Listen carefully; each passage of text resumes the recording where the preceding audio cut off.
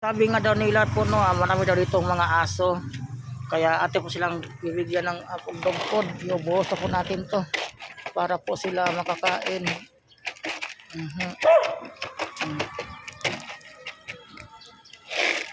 Pinaagaw kasi ng isa eh.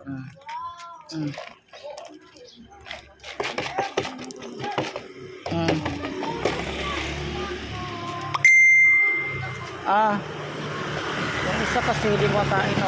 Matusok ka dyan ha, matusok ka. Naubos na yung dala kong dog food. Baba dyan, matusok ka dyan, mahulog ka, baba. Baba na, baba. Mahulog kayo dyan, mahulog.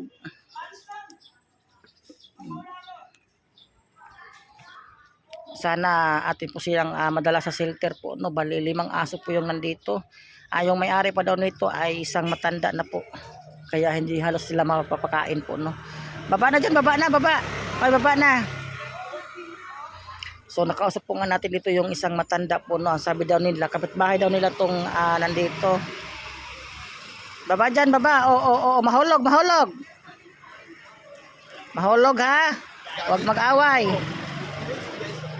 Kaya minsan daw nahulog daw tong mga aso doon sa loob. Buti na lang hindi daw sila nilapa ng malalaking aso doon sa loob.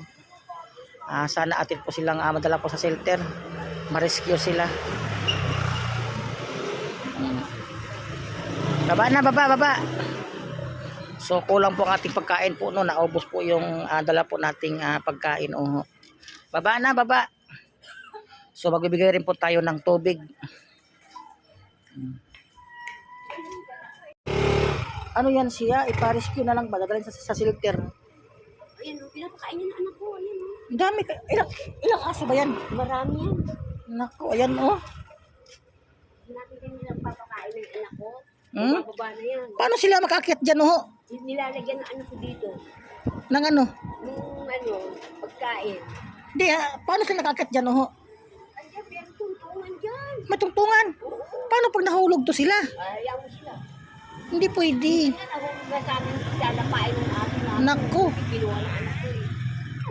Mga- Kaya nga, pa-rescue nga natin eh. Kasi mga gutom.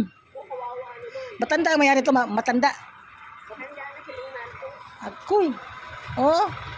Ang dami nila oh. 4 na aso pala to. Baba na, kaya pakainin ko kayo, dali, pakainin ko kayo, baba na. Baba. 4 pa lang aso dito. Ay, 5. Andito pa yung isa, oh. Ayan. Ayan yung isa. Kain na kayo, kain. So, ayan po mga guys, no.